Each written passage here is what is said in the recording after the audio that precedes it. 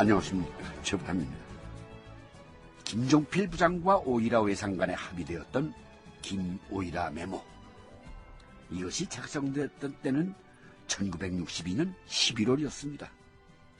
그리고 그로부터 한 달 뒤인 1962년 12월, 당시 박정희 국가재건 최고회의 의장은 대통령 출마 선언을 합니다. 그렇다면 당시의 경제 상황은 어땠을까요? 전반적으로 경제 위기 상황이었습니다. 화폐개혁에 따른 경제적 혼란, 높은 인플레, 생산성의 감소, 미국 원조의 감소, 무엇보다 흉년이 들어서 식량 사정이 좋지 않았습니다. 이와 같은 상황에서 대선 출마를 결심했다면 당시 박정희 의장은 무슨 생각을 했을까요? 무엇이 되었든 경제개발의 필요성을 절박하게 느끼고 있지 않았을까요? 그와 같은 상황에서 대일청구권 자금에 합의한 김종필, 오이라의 협상이 탄생되었던 겁니다. 1962년 11월 16일 국가재건 최고회의에서는 미국과 일본을 다녀온 김종필을 위한 환영 만찬이 있었다. 지가 이번에 일본에 가서 자민당의 지도적 위치에 있다고 하는 사람들을 모두 만났지 않습니까? 자민당에는 자칭 8개 사단이라는 파벌이 있더군요. 이 파벌은 이해가 일치되면 뭉치고 이해가 상반되면 사라지고. 한마디로 평가를 하면은 일본의 자민당은 전 근대적인 정당이다, 이거구먼. 예, 그렇습니다, 각하. 예, 앞으로 우리가 만드는 정당은 당내 파벌이 없는 당 총재를 중심으로 뭉쳐서 일사불란하게 운영되는 정당이 될 겁니다. 청구권 금액을 마무리 지었다는 자신감 때문이었을까? 만찬장에서 김종필은 활기에 차 있었다. 미국을 방문했을 때도 지가 여러의 인물들을 대부분 다 만나보았습니다만, 저런 사람들이 지도자로 있기 때문에 오늘날의 미국이 있구나 하는 생각을 했습니다. 어떤 의미에서? 모든 게 다 민주적인 절차에 의해서, 절차적 타당성에 의해서 움직이고 있었습니다. 특히 공산화를 막기 위한 국방부, 국무부, 백악관의 유기적인 협력 관계가 놀라웠습니다. 네, 그건 그렇고 임자가 출국 전에 했던 말... 출국 전에 했던 말이라니요? 미 행정부에 우리 혁명의 정당성, 응? 그 정당성에 대한 공감을 이끌어내겠다고 했던 부분 어떻게 됐어? 노력은 했습니다. 노력은 충분히 했고 그 사람들도 다 고개를 끄덕였습니다.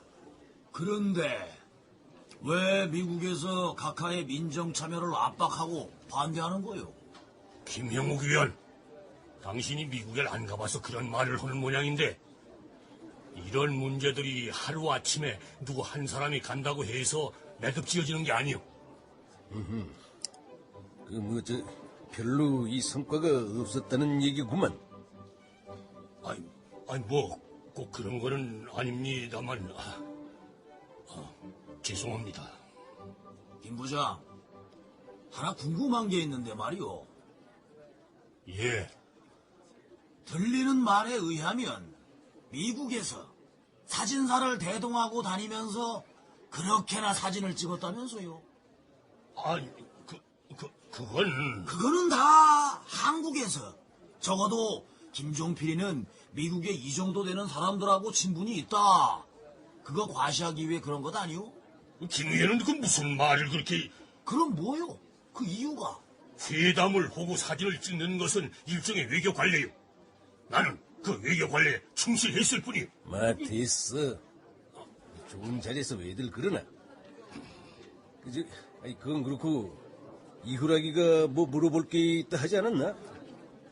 예. 다른 게 아니라 오히라와 회담할 때 그 청구권 자금의 성격 말입니다. 각하께서 청구권이라는, 말하자면 우리가 일본으로부터 받아야 할 돈을 받는 거라는 그 성격을 명확히 하라 하셨는데, 그것은 어떻게 정리가 됐습니까? 나는 각하의 훈령에 충실했어. 각하께서 내리신 그대로 조약 안에 청구권이라는 단어를 삽입했으면 좋겠다고 했고, 오이라가 전문가에게 검토시킨다고 했으니 11월 22일 실무자 회담에서 답이 나오겠죠. 글쎄요. 그런데 저는 굳이 오히라가 그렇게 한 게 일종의 발뺌이 아닐까 싶습니다만. 사실이 그랬다. 당시 김종필은 이 부분을 명확히 매듭짓지 못했던 것이다. 관련 기록이다. 11월 22일에 열린 한일 실무자 회담. 이 실무자 회담에서 일본 측은 한국 측의 제안, 그러니까 한국에 지불하는 돈을 청구권이라 명시하자는 한국 측 제안을 거부한다. 그 돈을 청구권이라 명시할 경우 국회에서 금액 과다 시비가 일 것이고, 제한국 일본 재산은 어떻게 하느냐, 북한에 대한 부분은 어떻게 하느냐 등의 문제로 복잡해진다는 것이 그들의 이유였다. 결국 이렇게 해서 청구권이라는 본래의 명칭 대신 경제협력이라는 아리송한 용어로 탈바꿈하게 된다.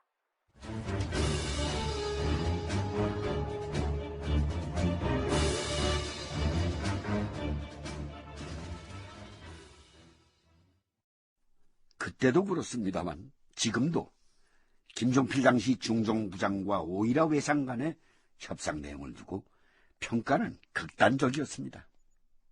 김종필 부장 정도의 기지와 배짱이 있었기 때문에 청구권 금액을 그 정도나 올려받을 수 있었다는 얘기도 있고, 또 어떤 이는 김종필의 독주 때문에 불리한 조건에 합의했다고 주장을 합니다. 여러분은 어떻게 생각을 하십니까? 자, 그런 가운데 여기서 또 하나 우리가 짚어야 할 사건이 있습니다. 1962년 초 우리는 울산공업단지를 조성했고 외자 유치에 열을 올렸습니다. 그와 관련해 비료공장 건설 이야기입니다. 1962년 5월 벤플리트 장군을 단장으로 하는 웨스팅하우스, 브루녹스 등 미국 경제인 28명이 한국을 방문했다. 그들은 이때 제철, 비료 등의 투자 예비 합의서에 서명을 했으며, 이 합의에 따라 삼성물산의 이병철은 삼호방직의 정재호, 조선견직의 김지태 등과 울산 비료 공동투자체를 구성하고 있었다.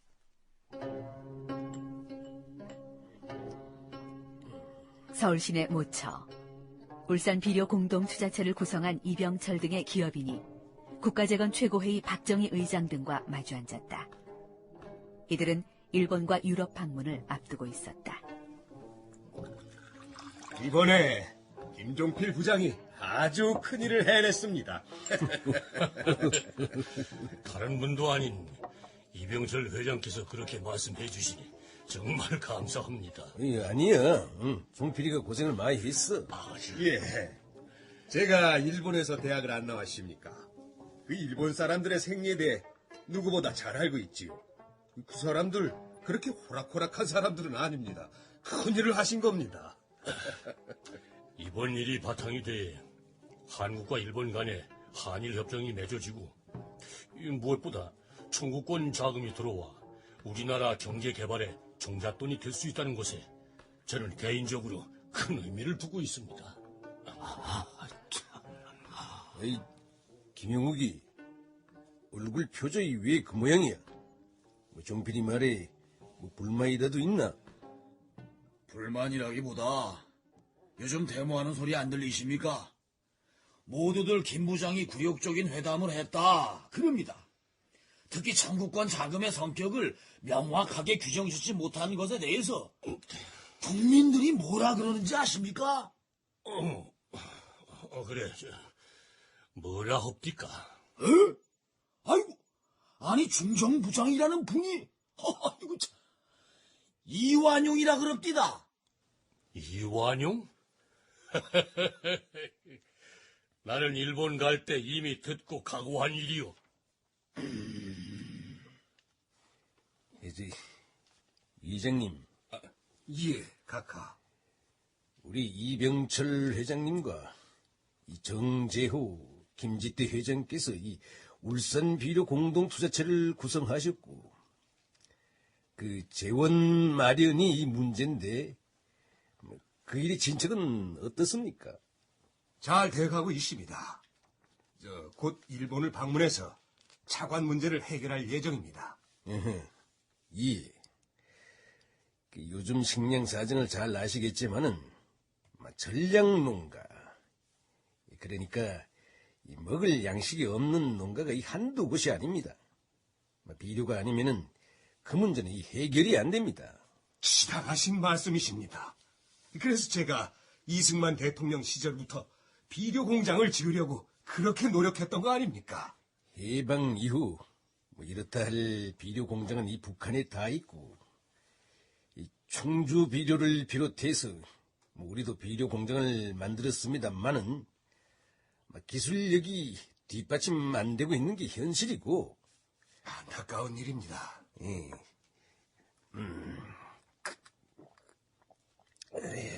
이 솔직히 말씀을 드리면은, 유 회장님, 그 우리가 북한에 지고 있다는 경제 현실을 나는 참을 수가 없습니다.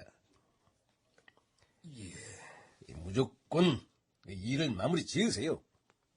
지난번에 우리 이 회장께서 요구하신 대로 외자 도입을 위해 정부가 지급을 보조하는 법안도 만들었습니다. 이 정부는 필요한 지원은 아끼지 않을 작정입니다. 이거 아니면은 죽는다는 각오로 이 최선을 다해 주시기 바랍니다. 알겠습니다, 카카.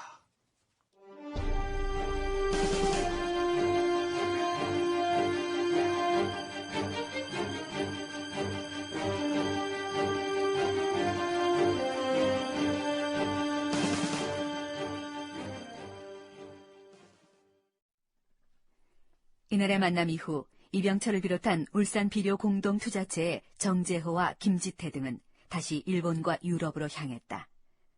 차관 문제 해결을 위해서였다. 그리고 몇몇 기업들로부터 투자 계획서를 받아든 이병철은 박중훈 상공부 장관과 마주 앉았다. 보십시오. 고베 제강, 후지 전기, 신 미쓰비시 조선, 이 미국의 비트로 인터내셔널, 이 서독의 크루프 등의 이 회사에서 보내온 투자 계획서입니다. 예. 그렇잖아도 우리 상공부에서도 조사를 해봤습니다만 일본의 고베 제강에서 보내온 것이 좋다는 결론을 내렸습니다. 그렇습니다. 우리들이 내부적으로 검토해본 결과도 그렇고요. 이것을 바탕으로 해서 외자 5,500만 달러를 유치하고 가능한 만큼의 내자를 동원하면 연산 30만 톤 규모의 비료 공장을 건설할 수 있을 겁니다. 연산 30만 톤이요? 예. 각하께서 대단히 기뻐하시겠습니다. 그런데 외자 유치에 대해서는 어떤 방안을 갖고 있는지요? 그것은 정부에서 좀 나서갖고 도와주셔야 되겠습니다. 유솜 미국 원조 사절단 말씀하시는 겁니까?